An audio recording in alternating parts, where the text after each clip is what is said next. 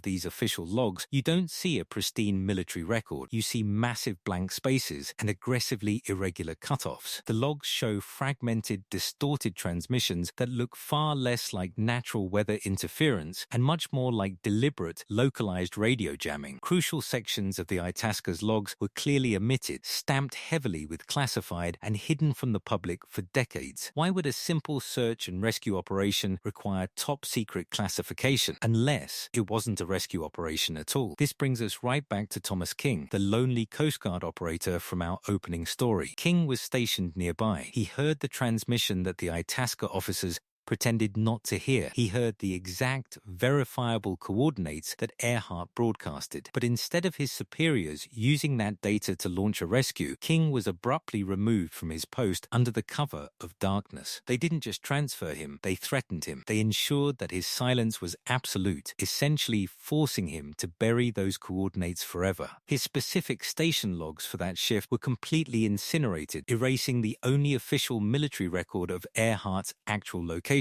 Imagine carrying that burden for 37 years, knowing exactly where she was, knowing she was begging for help, and watching the military deliberately sail in the opposite direction. What if the US Navy wasn't trying to hide the fact that Earhart crashed? What if they were trying to hide what she had accidentally discovered? But where exactly was she broadcasting from? And why did the exact coordinates Thomas King plotted that night point to an empty patch of ocean that shouldn't have existed? What if this wasn't just a navigation error, but the accidental discovery of the biggest suppressed geographical secret in human history? Before his death in 1974, Thomas King confessed a deeply unsettling detail about those final coordinates. When he plotted Earhart's frantic numbers on his standard-issue naval chart, they didn't land on a reef. They didn't land on a known atoll. They pointed squarely to a patch of open, deep water. According to modern cartography, there should have been absolutely nothing there. Yet, Earhart was clearly broadcasting from solid ground. She reported immense, unnatural stone structures and bizarre, localized magnetic fields completely disrupting her compass. She wasn't hallucinating. She was simply looking at a reality that our modern maps have deliberately erased. What if I told you that in that specific, uncharted zone of the Pacific, remnants of a highly advanced, globally suppressed civilization might still exist? This is where the story of a lost pilot violently collides with the suppressed history of the Tartarian Empire. Mainstream history insists that human civilization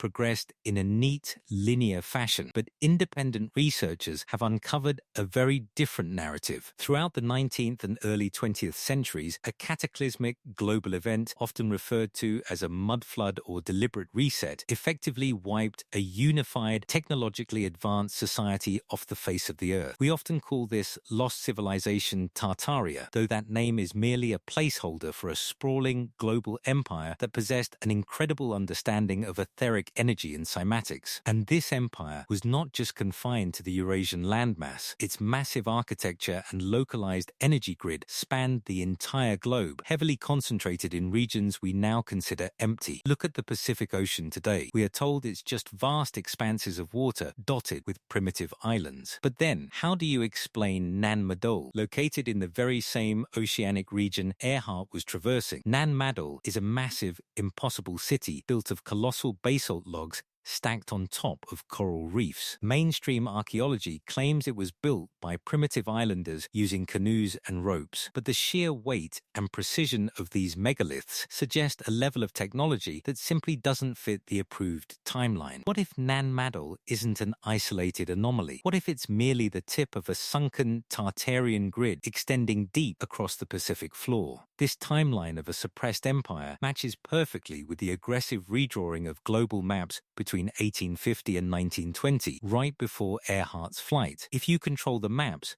you control reality. But in 1937, Amelia Earhart had a major problem. She wasn't using the government's curated reality. Her Lockheed Electra was equipped with the absolute cutting edge of civilian navigation technology. It was meant to fly flawlessly. So why did her highly calibrated direction finder and advanced navigation equipment suddenly and completely fail in the middle of a clear night? Tartarian technology wasn't based on the crude combustion engines we use today. It operated on localized electromagnetic electromagnetic frequencies, harnessing etheric energy directly from the atmosphere. Some researchers believe that hidden deep within the Pacific, remnants of this ancient electromagnetic grid are still faintly active, generating massive localized energy anomalies. Earhart didn't just run out of gas. She unknowingly flew her modern metal airplane directly into an active ancient electromagnetic distortion field. The intense frequency spike instantly fried the Electra's navigation instruments, pulling her entirely off course and dragging her down toward an uncharted, suppressed landmass. When Earhart landed, she wasn't looking at palm trees and sand. If her frantic transmissions about strange structures are true, she was looking at the ruins of the old world. Now, suddenly, the US Navy's bizarre behavior makes absolute, terrifying sense. The military didn't intercept a pilot asking for help. They intercepted a civilian who had just stumbled onto the greatest secret of the 20th century. They realized instantly that Earhart, the most famous woman in the world, had accidentally discovered a massive piece of the suppressed Tartarian geography. If Earhart returned home and told the global press about ancient technology, impossible stone structures, and unmapped land masses, the entire illusion of modern history would instantly shatter. The public would realize that the elites hadn't invented our modern world, they had simply stolen it, buried the original builders, and hoarded the free energy technology for themselves. The government couldn't let her come back. It was that simple. They immediately activated the crash and sink protocol. They deployed ships not to rescue her, but to ensure a military blockade was established around that sector of the ocean. They purged Thomas King's radio logs because those logs contained the exact mathematical coordinates to a location that officially didn't exist. They didn't just erase Amelia Earhart and her plane that night. They permanently erased the Pacific evidence of an ancient, suppressed civilization,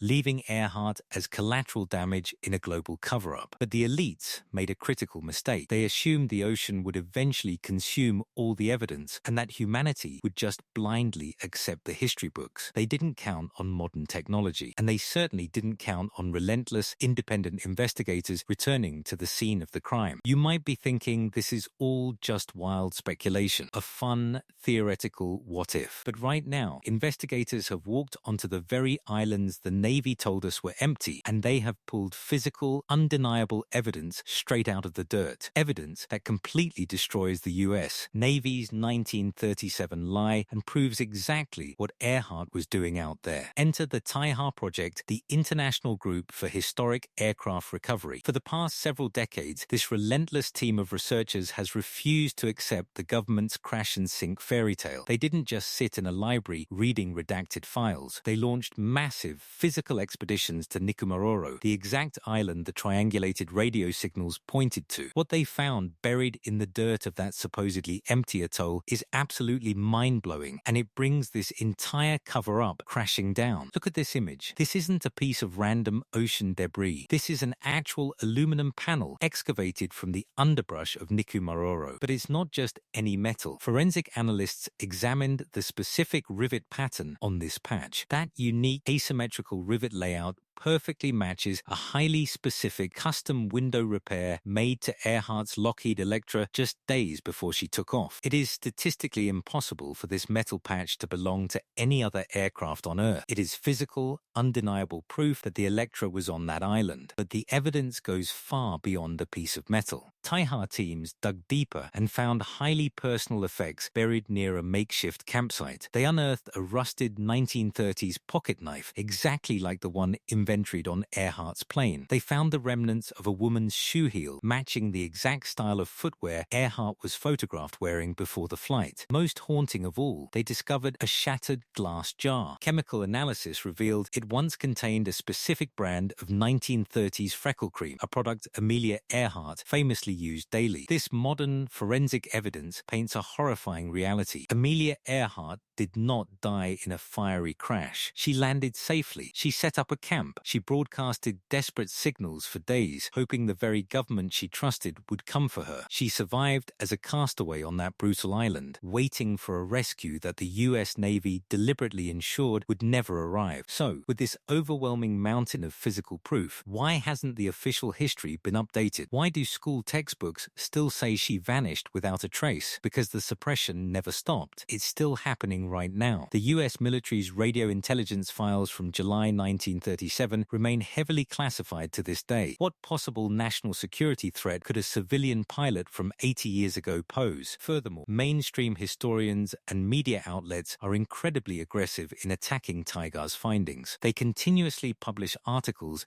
dismissing the rivet patch, calling the freckle cream anecdotal, and labeling the entire civilian investigation as a hoax or debunked conspiracy. They viciously attacked the credibility of Betty Klenk, framing her detailed notebook as the imagination of a bored teenager. They completely ignore the testimonies of military operators like Thomas King. Why are they trying so incredibly hard to protect an 80-year-old narrative? Because the moment the establishment officially admits that Earhart survived the landing, the entire domino effect begins. If she lived, then the Navy lied. If the Navy lied, then the entire multi-million-dollar search was a localized cover-up. And if it was a cover-up, the public will inevitably demand to know exactly what she saw out there that warranted letting an American hero die alone in the Pacific. This isn't just about preserving the legacy of a pilot. This is about maintaining total control over a historical timeline, which begs the ultimate question: who actually benefits from keeping this reality hidden? And why is the control of ancient geography so vital to the modern elite? We live in the age of Google Earth, a digital era where we are told every single square inch of our planet has been perfectly mapped, photographed, and categorized. We confidently carry the illusion of a fully discovered world right in our pockets. But the terrifying truth is, we are only allowed to see exactly what the gatekeepers permit us to see. Who actually benefits from this highly curated, sanitized version of reality? The answer is the global elite, the architects of modern society who rely on our absolute historical amnesia to maintain their power. As the old saying goes, who controls the past controls the future. If humanity realized we are essentially living on top of the suppressed ruins of a far greater civilization, their entire power structure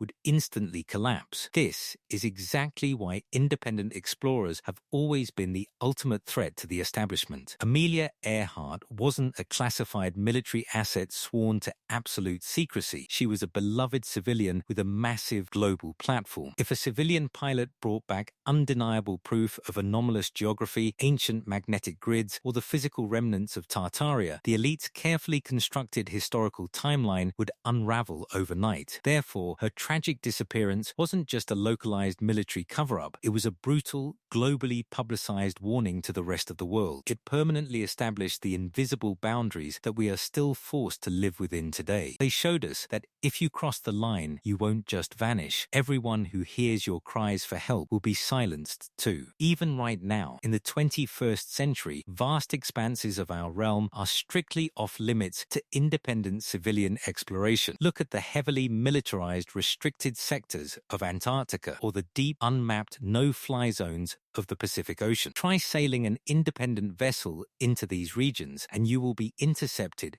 by military force. They tell us these strict boundaries are for our own physical safety or for complex environmental protection. But what if these modern restrictions and digital logs are actually protecting the surviving remnants of the old world? What if they are still guarding the very same anomaly Earhart stumbled into? The true tragedy of Amelia Earhart isn't that her plane simply ran out of gas in the dark. Her ultimate tragedy is that she accidentally slipped past the designated boundaries and saw exactly what humanity is strictly forbidden from seeing. But if the government sacrificed Earhart and threatened operators like Thomas King into absolute submission, what other massive secrets are they hiding just over the horizon today? In 1974, Thomas King left this world with a haunting confession. What she said on that radio has kept me awake for 37 years. That wasn't just the lingering guilt of a lonely Coast Guard operator. It was the desperate admission of a man forced to watch the establishment bury the truth alive. Amelia Earhart did not sink into the abyss. She survived the landing. She broadcasted exact coordinates. Betty Klenk heard her desperate pleas, and modern investigators have unearthed the physical proof. But because she unknowingly pierced the veil of our curated reality and stumbled into the suppressed remnants of a lost global empire, she was deemed collateral damage. What do you think? Did Earhart accidentally discover an ancient, uncharted civilization hiding in the Pacific, or was her disappearance just a tragic accident successfully exploited by the military? Let me know your thoughts in the comments below. If this deep dive made you question the official narrative, make sure to like this video, share it, and hit that subscribe button. We will see you in the next mystery. Until then, keep questioning everything. And on July 2nd, 1937, Coast Guard operator Thomas King sits completely alone in the Howland Island radio room. Suddenly, the static breaks. A panicked woman's voice bleeds through the frequency, frantically repeating a set of exact coordinates. King maps them, but there's a chilling problem. Those coordinates don't point to any known landmass on Earth. She speaks one final sentence, then dead silence. By sunrise, King is quietly transferred off his post. The official radio logs from that exact shift completely vanish. Decades later, King finally confessed to his son, "What she said on that radio has kept me awake for 37 years. That voice was Amelia Earhart. If Earhart was alive and broadcasting that night, why were we told she simply crashed and sank? Today, we expose the greatest geographical cover-up in history. July 1937. Amelia Earhart wasn't just a pilot. She was a global icon on the verge of becoming the first woman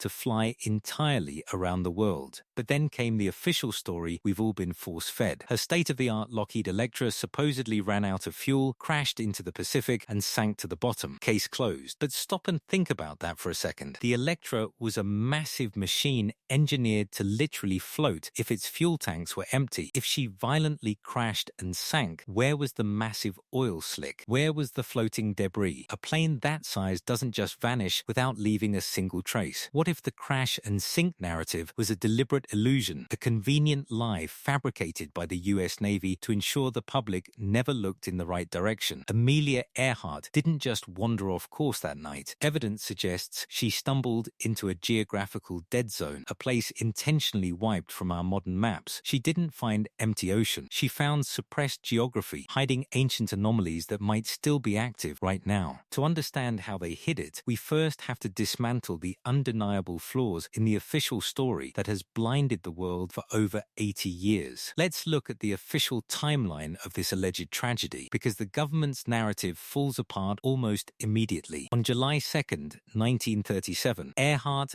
and her navigator Fred Noonan vanish. In response, the US Navy triggers the largest and most expensive naval search operation in human history. They deployed 66 aircraft and 9 massive warships to scour the Pacific Ocean. It was a massive, highly publicized show of force. Yet, just 17 days later, on July 19th, the Navy abruptly abandoned the entire multi-million-dollar search. Their official, unquestionable conclusion: the plane had sunk to the bottom of the ocean. Then, on January 5th, 1939, the courts officially declared Amelia Earhart legally dead. They did this without a single piece of physical evidence, without a body, and without a scrap of wreckage. Doesn't that seem incredibly rushed for the most famous woman in the world? This brings us to the most glaring red flag of the entire cover-up. In the days immediately following her disappearance, over 100 credible radio distress messages were intercepted. These were picked up by Navy ships, Pan Am stations, and amateur operators across the globe. And these signals were not just random atmospheric static. They contained specific mechanical transmission patterns. You see, the Lockheed Electra's radio relied on a battery that drained quickly. To transmit for days, Earhart had to run the right engine to recharge it. You cannot run an aeroplane's engine underwater. Those signals absolutely prove she was sitting on solid ground. Even more damning, the triangulation of these verified signals pointed directly toward the Phoenix Islands, specifically a remote, unmapped atoll known as Nikumaroro. So, what did the US Navy do with this overwhelming, highly specific data? They intentionally directed their main search fleet north, sending them completely in the wrong direction. They did dispatch one single ship, the US Colorado, toward the Phoenix Islands, but the actions of its crew defy all logical sense. Navy pilots launched from the battleship and flew directly over Nikumaroro. In their official logs, they reported seeing clear signs of recent habitation on an island known to be entirely abandoned. So, did they land to investigate? Did they deploy a ground team to rescue a terrified pilot who had been broadcasting for her life? Absolutely not. They noted the anomalies, kept flying, and completely wrote off the island. When you look at this deliberate misdirection, the suppressed signals, and the aggressively rushed conclusion, a chilling picture emerges. The US military was never conducting a rescue mission in the Pacific. They were executing a highly coordinated cleanup operation. They didn't abandon the search because they couldn't find her. They abandoned it because they already knew exactly where Earhart was. More importantly, they knew they had to keep the rest of the world as far away from that specific anomalous location as possible. But no matter how hard a government tries to suppress the truth, they cannot put geographical boundaries on radio waves. And that is exactly where our most undeniable, documented civilian evidence comes into play. Meet Betty Klenk. In July of 1937, Betty was just a 15-year-old girl living in St. Petersburg, Florida. Like many teenagers of that era, she was incredibly fascinated by the new technology of shortwave radio, spending her nights scanning global frequencies. On July 2nd, the military was already telling the world that Amelia Earhart was dead at the bottom of the sea. But Betty was sitting in her bedroom, frantically scribbling in her spiral notebook, documenting desperate distress calls from a very much alive Amelia Earhart. This isn't folklore, and it isn't an internet rumor. Betty's actual handwritten diary still exists today, meticulously preserved in the historical archives of the Taiha Project. Look closely at the scans of her actual pages. In frantic cursive handwriting, you can clearly read the chilling words, "This is Amelia Earhart. Please help us." Betty recorded gruesome, highly specific details of the aftermath. Earhart was in absolute panic, repeatedly stating that her navigator, Fred Noonan, had suffered a severe head injury. She even noted that Earhart's voice was breaking, fluctuating between a professional pilot trying to maintain protocol and a terrified woman realizing a rescue wasn't coming. Even more critically, Earhart kept repeating the phrase, "waters high," warning that the ocean was rising quickly into the cabin of the Electra. You don't worry about a rising tide if your plane is already sunk in the abyss. That specific phrasing proves the Electra was intact and grounded on a shallow reef, physically fighting the rising ocean tides of a solid landmass. If you crash at a cruising speed of 150 miles per hour into the open ocean, the plane shatters. You do not survive to make days of radio broadcasts. Skeptics might dismiss a teenager, but Betty recorded complex technical details about the broadcast frequencies that a high school girl in 1937 simply could not have invented. Her own father stood in that bedroom and heard the broadcasts with her, but when they tried to report it to the local Coast Guard, they were entirely dismissed and told to stay quiet. And the most shocking fact, Betty continued to intercept these distress signals all the way until July 6th. That means Amelia Earhart was alive, trapped, and pleading for her life for at least 4 days after the Navy declared her a lost cause. Now, compare Betty's raw civilian notebook to the heavily guarded official government documents from that exact same week. Take a look at the declassified radio logs from the USCGC Itasca, the very Coast Guard ship tasked with guiding Earhart to Howland Island. The Itasca was anchored just offshore, serving as the designated lifeline for Earhart's final approach. Their operators logged that her voice was so loud and clear, she had to be practically right on top of them. Yet, when you examine the physical pages of